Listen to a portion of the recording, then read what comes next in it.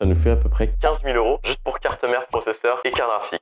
Aujourd'hui, on va monter un PC un petit peu particulier. On est très loin d'un PC gamer, plutôt un PC à usage professionnel. Ce sera à vous de deviner ce à quoi il pourrait servir. Et on va commencer tout de suite par la carte graphique qui est juste ici. Certains d'entre vous l'ont reconnu. On est sur une Nvidia A6000. La carte graphique à elle seule coûte, il me semble qu'on est à un peu plus de 5 000 €. On a 48 Go de VRAM, soit 2 fois plus que dans une 4090 qui est la plus grosse carte graphique mainstream. Le double du prix, le double de VRAM. Et on va en mettre deux. Juste au niveau des cartes graphiques, on est déjà à peu près 10 000 €. Ça fait beaucoup là, non? On atteint un 96 Go de VRAM en 2 cartes graphiques. Pour aller avec ça, forcément, on met pas n'importe quel processeur. On n'est pas sur du i9, pas sur du Ryzen 9, mais sur du Threadripper. Si je dis pas de bêtises, c'est le 5965WX, 5975WX, donc on est sur les séries 5000, donc on sera en DDR4 avec 32 cœurs et 64 threads. Il est beaucoup plus gros, beaucoup plus lourd, on verra ça juste après. Pour finir avec les composants un petit peu particuliers.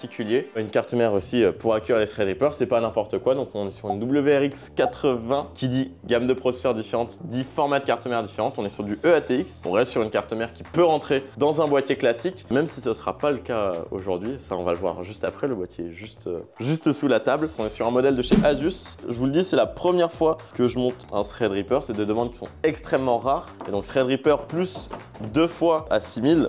Forcément, c'est pas des PC qu'on voit tous les jours. Voici la carte mère. Elle est un petit peu plus grande que les cartes mères qu'on va avoir d'habitude. Et on peut remarquer déjà plusieurs choses autres que la taille. C'est qu'on va avoir 8 slots pour la RAM qui sont en dessous et au-dessus du processeur au lieu d'être 4 à gauche. Et on va avoir 1, 2, 3, 4, 5, 6, 7 slots pour pouvoir mettre un maximum de cartes graphiques.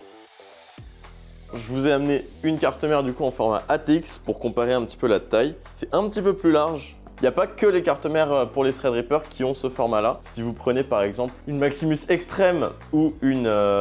comment elle s'appelle? Ou une, c'est les MSI ou les plus chers. MSI Godlike qui sont du coup en EATX. Bravo! Mais c'est pour vous donner un exemple de cartes qui sont pour des processeurs classiques qui ont ce format-là. Si vous avez un Piano 11 Evo XL, ça rentre sans problème. J'ai sorti 4 composants. On est déjà à la carte mère qui coûte à elle seule, on est à peu près à 1 200 €. C'est plus cher que le PC de beaucoup de gens. Le processeur, il me semble qu'on est entre 3 500 et 4 000 si je dis pas de bêtises. On a les deux cartes graphiques qui sont autour des 5 000 €. Ça nous fait à peu près 15 000 € juste pour carte mère, processeur et carte graphique. On va pouvoir passer au montage et de toute façon vous allez voir les autres composants au fur et à mesure. Je vous ai déjà montré le plus gros. On va découvrir tout ça ensemble. Là, tout ce qui est là, je l'ai jamais monté encore. Installer un Threadripper, c'est pas du tout comme installer un processeur classique puisqu'on va avoir besoin de cet outil qui est fourni avec le Threadripper. Vous voyez, on a 3 vis, 1, 2 et 3 qui sont numérotées. Ici, il y a écrit Open 3, 2, 1 et ici Close 1, 2, 3. Parce qu'en fait, il y a un ordre pour l'installation du processeur. Donc là, on va l'ouvrir, donc on va faire 3, 2, 1 et ensuite, pour refermer, ce sera l'inverse.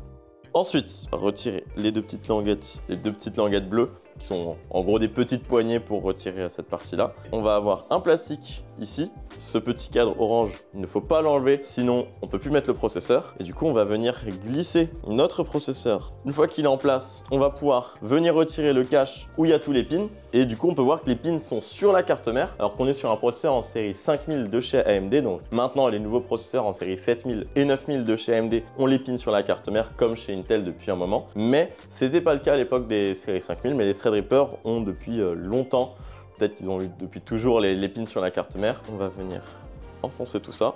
Et là, on va venir ramener notre sorte de trappe. Et c'est là qu'on va visser dans l'ordre de fermeture. Donc, c'est un petit peu plus long qu'un processeur classique. Et pourquoi il y a toutes ces étapes? Comme le processeur est beaucoup plus gros qu'un processeur classique, c'est plus difficile de le mettre bien sans plier les pins. Il y a plus de surface sensible. En ayant ce système de rails et de trappes, ça permet de garantir le bon placement. J'avoue, c'était mon premier Threadripper. J'ai vérifié avant pour être sûr, mais ça va. J'avais tout bon de tête. Du coup, je vais vous comparer avec un processeur Intel en LGA 1700. Ouais, il fait à peu près le double de la taille d'un processeur Intel en LGA 1700. Pour aller avec tout ça, on va avoir 64 plus 64, donc 4 barrettes de 32, ce qui nous fait 128 Go de RAM.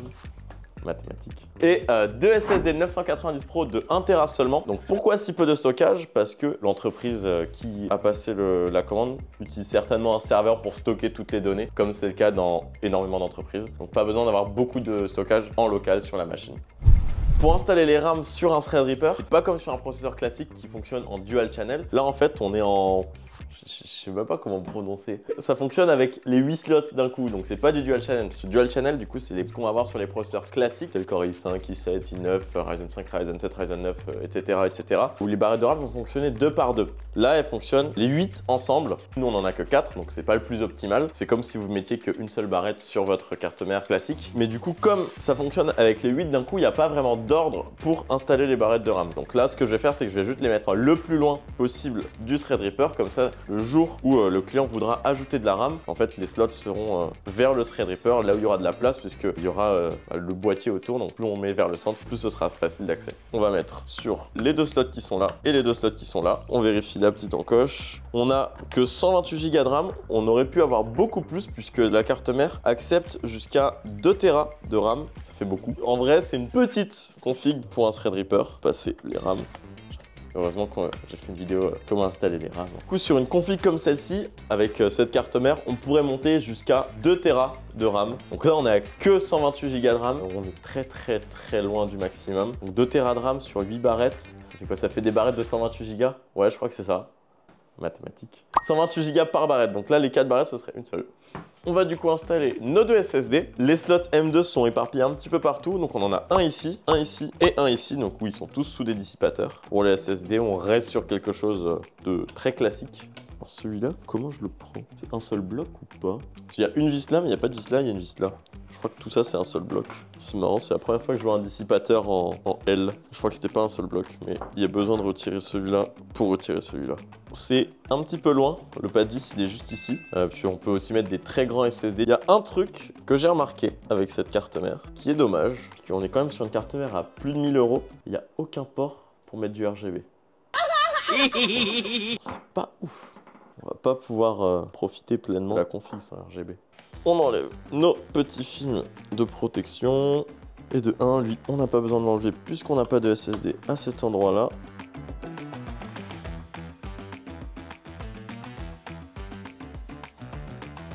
Ok, nous revoici, nous revoilà. Donc le kit processeur RAM SSD carte mère est monté. Et qui dit carte mère particulière, dit aussi boîtier particulier, même si ça aurait pu rentrer dans un boîtier classique. On va le déballer ensemble. Qu'est-ce qu'il a de particulier? On va être sur un rack qui va se mettre du coup dans une armoire à rack. On va vous mettre une petite image à l'écran au montage. Qu'est-ce que c'est? C'est tu mets plein d'ordinateurs dans un placard et ça prend moins de place. Et du coup, bah là, c'est un boîtier qui est fait pour aller dans un placard à ordinateur. Alors, il y a un autre carton dans le carton. Il y a encore un carton. Ah. Hop là. Ça fait quand même un grand carton pour un petit boîtier. Ça n'a ni pour objectif d'être beau, ni pour objectif d'être silencieux. Il y a du coup différentes tailles de rack, 1U, 2U, 3U, 4U, 5U, 6U. Donc là on est sur du 4U, c'est du coup 4 emplacements de rack dans l'armoire. Du coup on peut en empiler plein selon la taille de l'armoire. Du coup on peut voir aussi qu'il y a un petit verrou pour éviter que n'importe qui ait accès à la machine. Du coup je pense que j'ai la clé, sinon on va pas aller bien loin et la vidéo va vite se terminer. Petite clé. Hop. Du coup là on va avoir accès aux USB, etc. Je découvre en même temps que vous, donc on va ouvrir ça. C'est sacrément moche dedans. Et voilà, on voit l'intérieur qui est super moche. Tu es très moche. Puis comme j'ai dit tout à l'heure, c'est pas le but que ce soit joli. Tac. Donc c'est un petit peu différent de ce qu'on peut avoir dans un PC classique. On va avoir des emplacements pour ventilateurs à l'avant où on va mettre du coup notre water cooling. On a 2 ventilos à l'arrière qui sont assez petits. On va avoir aussi des petits supports pour mettre les cartes graphiques. On peut accrocher des HDD à cet endroit-là. La lime qui va venir se mettre ici. C'est pas comme sur un PC classique où on va avoir une séparation avec l'arrière. Là c'est directement le fond du boîtier. On passe à l'installation de la carte mère.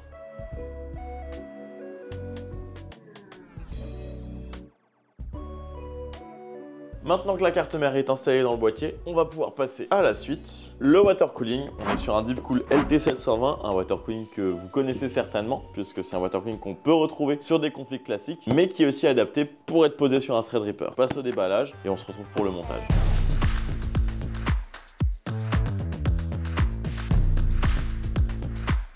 Je vais du coup venir installer le water cooling dans le boîtier. On va pas mettre le water cooling de la même manière qu'on l'aurait mis dans un boîtier classique. Là, il va être en entrée d'air directement. Du coup, on va mettre les ventilateurs côté extérieur du boîtier pour qu'ils aspirent l'air frais à l'extérieur du boîtier pour l'envoyer vers l'intérieur. Et du coup, on va faire ça en façade. Je vais venir mettre du coup les ventilos sur le water cooling, mais au lieu de les mettre dans ce sens, comme on aura l'habitude de le faire, eh bien, ils vont plutôt être dans ce sens-là pour aspirer l'air de l'extérieur du boîtier vers l'intérieur. Le plus optimal serait de les mettre de ce côté-là, mais les vis vont être trop courtes pour le faire, donc on va les mettre à leur emplacement classique, mais dans l'autre sens.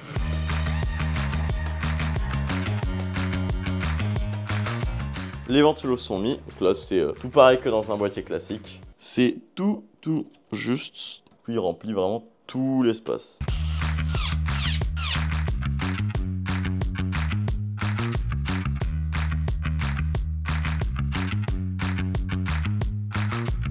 One day later. J'ai monté l'alimentation, j'ai monté aussi 3 ventilateurs en plus pour faire un push-pull au niveau du water cooling pour que ce soit plus efficace. Donc c'est les ventilateurs qui sont juste ici, les TLB12 de chez Thermalright. Il reste plus qu'à du coup installer les deux cartes graphiques, le NVLink et faire un petit peu de cable management. Le cable management dans un rack comme celui-ci, il n'a pas vraiment le même objectif que pour un PC gamer classique, parce que dans un PC gamer classique, on va vouloir que tout soit bien rangé. C'est surtout l'esthétique qui est mis en avant. Là, le but, c'est surtout que les câbles ne gênent pas l'airflow du rack et ne se prennent pas dans les ventilateurs. De toute façon, on peut pas faire un truc où on voit aucun câble. Il n'y a pas de double fond dans le boîtier. C'est-à-dire que là, je vois 100% du contenu du boîtier. Et donc, il y a tous les câbles qui sont là. Les 3 ventilateurs que j'ai ajoutés pour le push-pull. J'ai aussi retourné le water cooling parce que les câbles me gênaient pour passer les tuyaux. A few moments later. Je vais retirer le petit cache qui est là. On verra à quoi ça sert juste après. Certains d'entre vous savent ce que c'est. Toi, tu sais ou pas? Attends, je réfléchis. Bah, c'est comme il y a 2 cartes graphiques, non? Ouais. Pour qu'elles se branchent entre elles? Ouais. Donc elles vont être vraiment très serrées. On va venir mettre le dernier composant, le pont NVLink, qui va venir du coup relier les deux cartes graphiques pour que les deux cartes graphiques puissent travailler ensemble sur la même tâche. Il nous reste plus que le dernier composant, donc qui est cette petite plaque qui a 2 connecteurs à l'arrière, qui va venir juste là pour relier les deux cartes graphiques. Donc ça s'appelle un pont NVLink. Ça permet aux deux cartes graphiques de fonctionner ensemble. On va installer ça.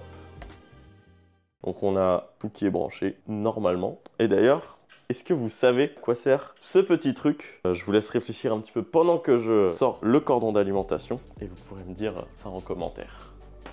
Bon, on peut passer à l'allumage. Il va pas se passer grand chose. Peut-être que ça va exploser.